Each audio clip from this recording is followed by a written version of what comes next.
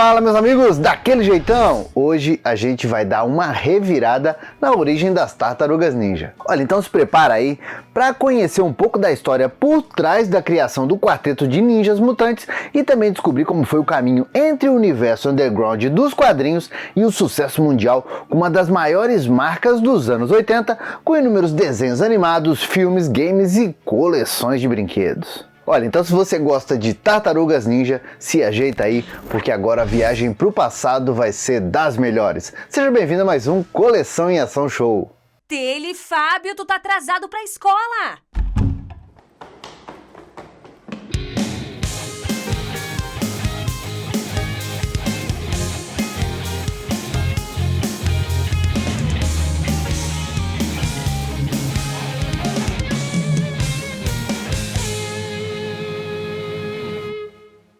E olha, as Tartarugas Ninja estão quase completando 40 anos de existência. Afinal de contas, o primeiro gibi das Ninjas Adolescentes Mutantes foi lançado em maio de 1984. Porém, entretanto, todavia, de fato as Tartarugas Ninjas foram criadas em 1983. E tudo começou com os artistas e amigos Kevin Eastman e Peter Laird, que já se conheciam tinham um bom tempo e trabalhavam juntos em alguns trabalhos publicitários e também ilustrações. Então os dois se mudaram com as famílias para uma cidade pequena chamada Dover, para que lá eles tivessem mais tempo para se dedicar a criar e viver de quadrinhos, e lá eles inventaram uma pequena editora com o nome Mirage Studios. Olha, o próprio nome era uma tiração de sarro dos dois, já que o estúdio existia, no papel, mas de fato era uma miragem. Já que o estúdio se resumia a dois artistas, duas mesas de desenho e uma salinha nos fundos do apartamento onde o Peter Laird e a esposa moravam, sendo que o estúdio foi criado e registrado com uma grana que os dois amigos conseguiram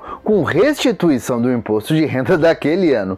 Foi aí que em novembro de 1983, meio que na zoeira, enquanto eles comiam a pizza, o Eastman desenhou uma tartaruga mascarada em pé sobre as patas traseiras e armada com chacos. E afinal, era um animal extremamente lento, mas mestre em artes marciais, inusitado. E aí o Peter Laird pegou o desenho e adicionou as palavras adolescente mutante. E o processo foi rolando até que eles chegaram a um quarteto que combateria o crime sob o título de Teenage Mutant Ninja Turtles, algo como Tartarugas Mutantes Adolescentes Ninjas, numa tradução livre.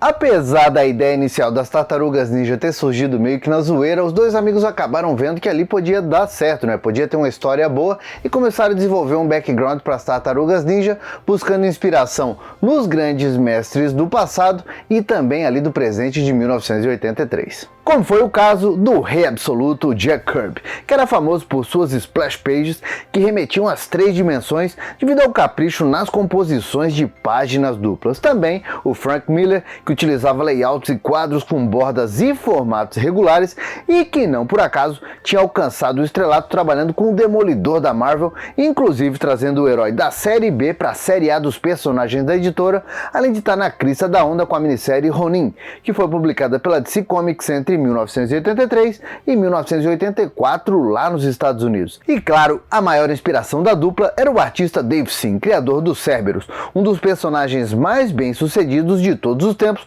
quando o assunto é o cenário underground de comics. Só que, claro, para desenvolver, para criar uma primeira história, a dupla tinha que criar todo um background envolvendo as Tartarugas Ninja. Foi aí que eles começaram a criar personagens como o Mestre Splinter e o vilão Orokusaki, mais conhecido como Shredder ou Demolidor aqui no Brasil. E como a dupla era fã do Demolidor do Frank Miller e também como não esperavam nenhum sucesso comercial de primeira, a origem das Tartarugas Ninja nessa primeira história, apesar de não citarem nomes, fica totalmente atrelada ao mesmo acidente que cegou e deu poderes sobre-humanos para o Matt Murdock. Claro, anos depois, com a chegada do sucesso comercial, esse fato seria mudado, apesar dessa primeira origem permanecer intacta nas diversas reimpressões dessa primeira cômica. E aí a gente chega ao detalhe final, ou melhor dizendo, a dupla chegou ao detalhe final, que era batizar as 4 Tartarugas Ninja. Tinham que dar nome para elas, e aí de começo eles pensaram em nomes japoneses bem genéricos, mas depois, pensando melhor, eles viram que isso talvez afastasse as 4 Tartarugas Ninja do público norte-americano, que não era muito acostumado com esse tipo de coisa lá nos anos 80.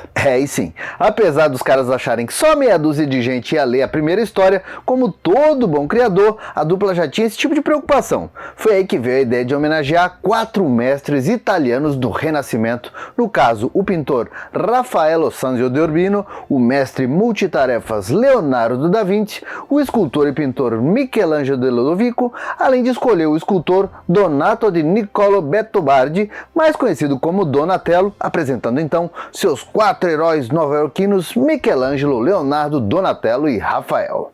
We are the Teenage Mutant Ninja Turtles. We strike hard and fade away into the night.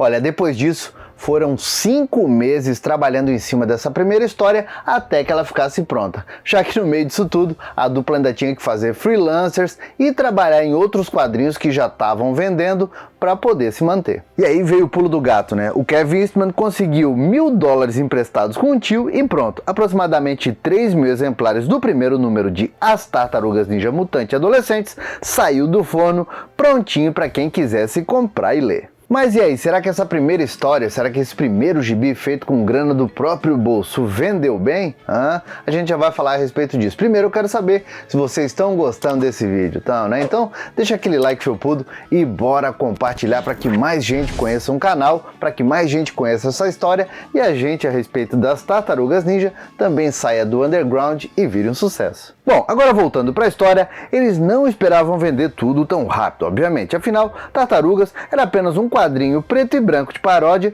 com um certo grafismo de violência e muita irreverência. Mesmo assim, eles tiveram a sorte de conseguir um pequeno anúncio na Comic Buyer's Guide Magazine, um famoso catálogo de comics norte-americanas, além de anunciarem no único quadrinho que a Mirage Comics lançava na época, chamado Google Die Gook, e que, vejam só, mesmo com esse nome complicado, trazia histórias antológicas com outras criações da dupla, como era o caso do robô cientista Fugitoid e os selvagens Triceratons, personagens esses que depois seriam inseridos no vasto universo de histórias das Tartarugas Ninja. Inclusive, muita gente considera esse anúncio como a primeira aparição pública das Tartarugas Ninja, mas a dupla de criadores prefere acreditar o primeiro gibi próprio delas como o surgimento do quarteto. Bom, o caso é que além desses anúncios aí, né, desses poucos anúncios, a Mirage Comics, leia-se a dupla, também conseguiu uma distribuição meio que limitada, mas conseguiu em algumas comic shops de New Hampshire e também de Nova York. E aí,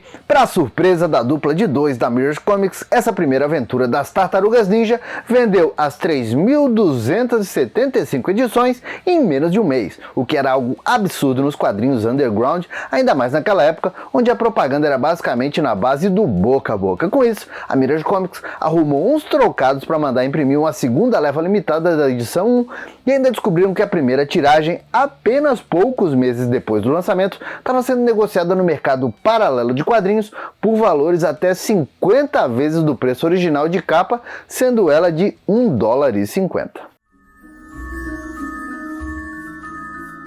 I think this first issue is coming along rather well, don't you, Kev? Yeah, sure do, Pete. Hey, let's get back to this after lunch, huh? Sounds good. Pizza? Yeah, pizza. Oh, I sure hope this thing sells. Yeah, I was thinking the same thing. E olha, só pra gente ter uma ideia de como o Tartarugas Ninja representou um grande sucesso para a dupla de 2 da Mirage Comics, só entre maio de 1984 e setembro de 1985, o primeiro gibi do quarteto ganhou 4 novas impressões que, por capricho dos criadores, sempre chegavam com a capa nova e algumas artes inéditas no interior. Mas claro, nem só de reimpressões vive uma equipe de ninjas mutantes. Então, depois de alguns meses de trabalho, a Mirage publicava o segundo número do gibi das Tartarugas, já em outubro de 1984. Nessa nova história, eram introduzidos personagens como a April O'Neil, desde sempre uma grande aliada dos heróis, mas que ainda não era uma repórter e sim assistente do cientista louco, o Baxter Stockman, antes dele se tornar um monstro mosca, mas já incomodando com a criação dos Mousers, os sinistros devoradores detectores de metal. E como vocês devem imaginar, essa segunda edição vendeu ainda mais que a primeira e também teve várias reimpressões ao longo dos anos. A terceira edição chegou em março de 1985 e aqui o Kevin Eastman criou uma das maiores perseguições de carros da história dos quadrinhos, com 16 páginas alucinantes. E claro, foi mais uma edição de muito sucesso. Nas edições seguintes foram apresentados alienígenas em corpos robóticos disfarçados de humanos, que depois serviriam de inspiração para o chiclete mastigado do Krang, também o anti-herói preferido de todos, o Cassie Jones, e ainda o robô Fugitoid e os furiosos Triceratons, com as tartarugas saindo de Nova York e indo parar em outro planeta. E olha, nessa altura do campeonato, as Tartarugas Ninja já eram um grande sucesso no cenário underground e foram parar, como eu disse, até em outro planeta, muito porque a dupla de criadores era fã de Star Wars, sabiam dessa? Pois é, esse início de Tartarugas Ninja tinha tudo a ver com Star Wars. Pouca gente acreditava, mas deu muito certo. E o cenário underground de quadrinhos simplesmente explodiu depois desse sucesso inicial das Tartarugas Ninja, já que as comics produzidas em preto e branco começaram a virar modinha e todo tipo de grupo animal radical começou a surgir, com estilos cada vez mais absurdos e divertidos, como foi o caso dos hamsters adolescentes faixa preta e radioativos da pequena Castle Comics. E olha, os cangurus pré-adolescentes de gene sujo do Kung Fu da Blackthorn Publishing. Como dá para notar, a dupla Kevin Eastman e Peter Laird simplesmente abriram a porteira da imaginação quando o negócio era ousar em termos de quadrinhos. E isso acabou ajudando a criar um verdadeiro boom na indústria das comics norte-americanas, com o surgimento de vários talentos que iriam se tornar grandes estrelas dos anos 90. Aliás, voltando para as Tartarugas Ninja, um grande sonho da dupla de criadores se realizou em julho de 1986, quando a 8ª edição do quarteto foi lançada e entrou uma história crossover das Tartarugas Ninja com os Cerberus do Dave Sim, o cara que foi uma das inspirações para a criação das 4 tartarugas, e parece que o crossover com o Porco da Terra rendeu, já que essa 8ª edição vendeu impressionantes 900 mil cópias. Olha, nada mal para um quarteto que alguns poucos anos antes tinha começado com modestas 3.000 edições, diz aí. Por falar nisso, dizem que nessa altura do campeonato, ali no finalzinho de 1986, tanto a Marvel Comics quanto a DC Comics se interessaram em adquirir o universo das Tartarugas Ninja, mas sabiamente a dupla de criadores negou qualquer oferta. Aliás, não é de se estranhar nem um pouco esse interesse, afinal de contas, nunca na indústria vital, até então, ali nos anos 80, quadrinhos autorais tinham vendido tanto quanto quadrinhos ali da grande indústria, leia-se DC Comics e Marvel Comics, só que isso estava acontecendo com as Tartarugas Ninja. Mas também vamos combinar, se a Marvel ou a DC tivessem realmente comprado a franquia, hoje as Tartarugas Ninja estariam escondidas em alguma terra fuleira dos multiversos dessas editoras, e a gente já viu isso acontecer muitas vezes, Mas o detalhe é que o interesse nas Tartarugas Ninja não vinha só na área dos quadrinhos, mas de outras mídias, e aqui a coisa começa a ficar interessante no horizonte da dupla Eastman e Laird. Só que antes da gente falar sobre isso, eu quero saber, tá chegando agora aqui no canal por causa desse vídeo, ou já tá aqui um tempinho, mas ainda não tá inscrito? Vamos lá, se inscreve aqui e aproveita para badalar o sininho, porque eu garanto, a gente vai viajar juntos pro passado 2 vezes na semana. National Turtle Quiz! What happens when the Teenage Mutant Ninja Turtles fight the evil Foot Soldiers? They knock the socks off the foots! When dining with the evil Shredder, what is Leonardo's favorite dessert? Well, raspberry! Oh! What happens to the bad guys when they meet the Teenage Mutant Ninja Turtles? They get shell-shocked! That's the punchline! Action figures from Playmates! E olha, ali no finalzinho de 1986, muita gente queria investir ou ganhar dinheiro em cima das Tartarugas Ninja. Só que a dupla de criadores continuava ali, segurando a criação deles com unhas e dentes e negando praticamente todas as ofertas que vinham, já que eles queriam preservar a imagem das Tartarugas Ninja. E olha, isso ficou assim desse jeito até que um camarada chamado Mark Friedman bateu na porta da Mirage Comics e o agente de licenciamento de Nova York conquistou mentes e corações, mostrando que era realmente um fã dos quadrinhos das Tartarugas Ninja e entendia o conceito como se devia. Bom, na verdade, não se sabe se ele era só um esperto que estudou muito bem o produto antes de bater na porta dos pais da criança ou se era realmente um fã. O caso é que foi assim que ele conseguiu sair dessa reunião com Peter Laird e o Kevin Eastman com um acordo para poder representar a dupla em negociações envolvendo as Tartarugas Ninja em outras mídias. E aí a vontade inicial do Mark Friedman era vender essa ideia das Tartarugas Ninja para a indústria de brinquedos. Então ele foi lá,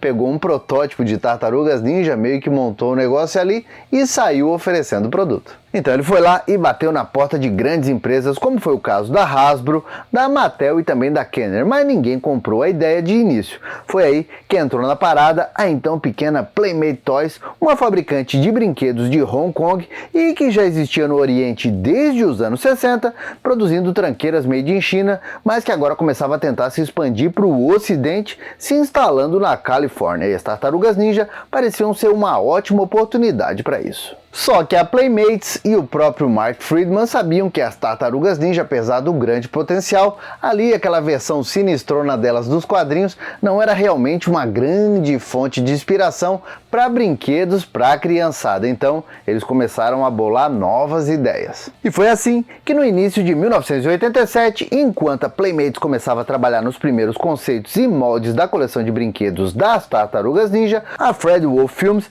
entrou na parada e topou fazer uma minissérie em 5 partes para ser lançada próximo do Natal daquele ano. Então qual foi a ideia? A Playmates ia lançar alguns poucos brinquedos no mercado de Nova York e também da Califórnia para o Natal de 1987, só para dar uma testada, e também ia sair com esse desenho, com essa minissérie ali no Natal de 1987, para ver, né, como é que a coisa ia reagir no mercado. E esse desenho foi distribuído em sistema de syndication. Sendo assim, foram investidos $2 milhões para a produção desses 5 episódios, que acabaram sendo animados no estúdio da Toei Animation no Japão. E aí o grande dia chegou. Uma segunda-feira de manhã, dia 14 de dezembro de 1987, estreou em vários canais pequenos dos Estados Unidos o desenho, a minissérie, o episódio inicial das Tartarugas Ninja. Vocês estudaram bem os costumes da nossa antiga clã, Pé. Ah, esses dois não são os únicos que sabem praticar. Fala, Michelangelo! Saca só que beleza que eu tô fazendo aqui, compadre, olha só! E aí, ao final daquela semana, o último dos 5 episódios da minissérie tinham sido exibidos e o número da audiência, foram muito positivos, com várias outras redes entrando em acordo com a Fred Wolf para novas exibições, chamadas por lá de reruns. Então, tanto nos quadrinhos quanto nesse desenho original, as Tartarugas Ninja estavam cada vez mais individualizadas com bandanas de cores diferentes que ajudavam a identificar elas. Isso foi um grande acerto. E os caras também acertaram em deixar elas mais cômicas e mais inocentes para o desenho. Só que também, vamos dizer, muito desse sucesso inicial é creditado à música de abertura, que foi escrita por ninguém menos do que Chuck Lorre, o criador de séries como Two and a Half Men e The Big Bang Theory.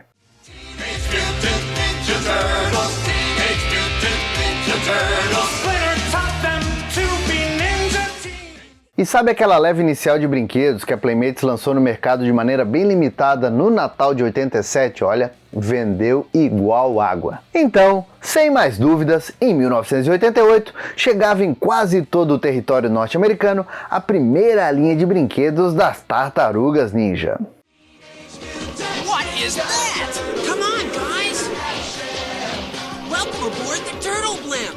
Does this thing actually work? Just watch! It's the Turtles' gigantic and wacky attack aircraft, the Turtle Blimp, featuring pistol grip and wacky bombs with trigger release. Cowabunga! And of course, with the detachable turtle glider, the boys can drop in anytime for pizza or punch!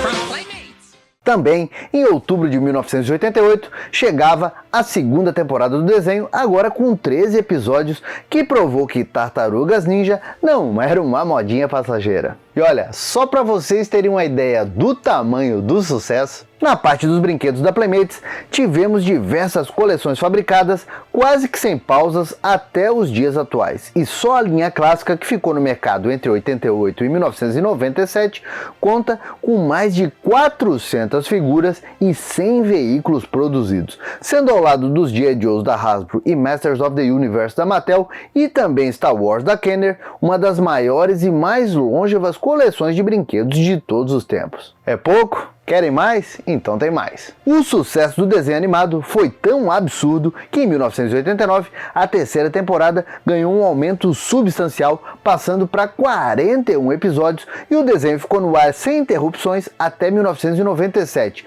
totalizando 10 temporadas e um total de 193 episódios produzidos. E claro, 1997 não marcou nem de perto o fim das Tartarugas Ninja, quando o negócio era desenho animado e séries para televisão. Já que de lá pra cá, o quarteto de irmãos porradeiros ganhou uma série live action com direito a uma quinta tartaruga chamada Vênus de Milos e um crossover com os Power Rangers. Destruam todos eles!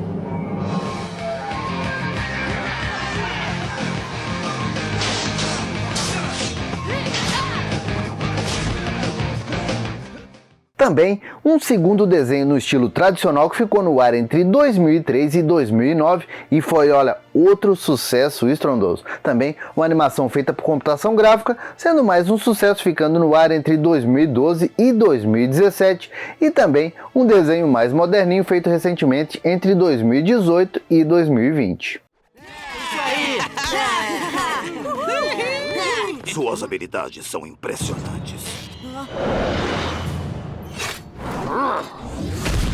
Mas elas não salvarão vocês.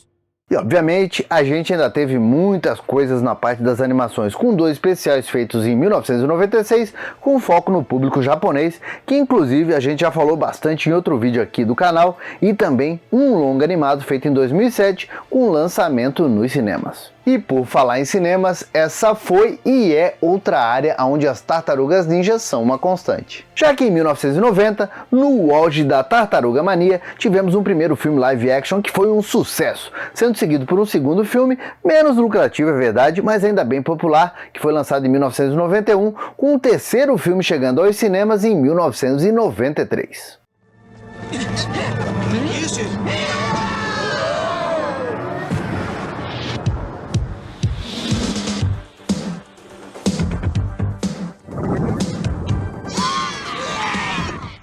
A gente também teve 2 filmes produzidos pelo Michael Bay entre 2014 e 2016, e agora em agosto, a chegada do longa animado Tartarugas Ninja Caos Mutante, com uma nova e divertida versão do quarteto de Nova York, com uma animação que parece que vai agradar demais.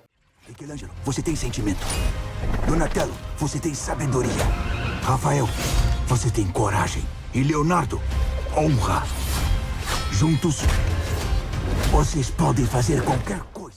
Aliás, como de costume, esse novo filme chega junto com uma grande coleção de brinquedos da Playmates. A Playmates continua mandando muito bem quando o assunto é Tartarugas Ninja e, como sempre, acertou no ponto, deixando os brinquedos bem atrativos tanto para a criançada de hoje em dia, quanto para as crianças do passado, que hoje são colecionadores. E por falar em coleção, as Tartarugas Ninja também colecionam sucesso nos games. Com o primeiro jogo surgindo lá em 1989, na era do Nintendinho, sendo acompanhado do mega sucesso dos fliperamas, lançado em 1989. De lá pra cá, já chega quase na centena o número de jogos originais e versões diferentes para várias e várias gerações de consoles e jogadores. Inclusive, já tem vídeo aqui no canal falando só de jogos das Tartarugas Ninja, olha, tá demais.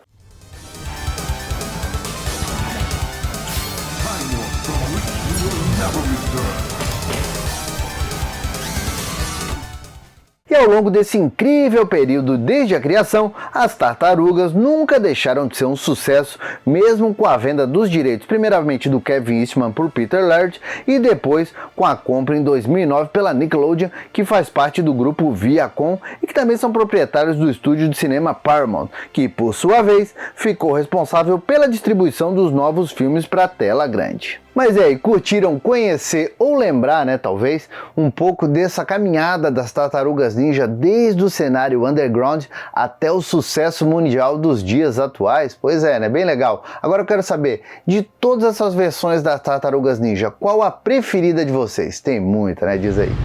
Bom, meus amigos, por enquanto era isso. Eu espero que vocês tenham gostado demais desse vídeo. Se está chegando agora aqui no canal, aproveita também para conhecer as nossas redes sociais. Lá tem novidade todos os dias para vocês. Eu vou deixando meu abraço por enquanto e dizendo que a gente se vê no próximo vídeo. Valeu, Cauabanga! E agora o meu agradecimento todo especial para os assinantes Felpudo Gold do grupo de membros do canal. Tá esperando o que para ser membro Felpudo Gold ou Felpudo Silver você também? Pode ter certeza, vai ajudar demais a nostalgia do canal.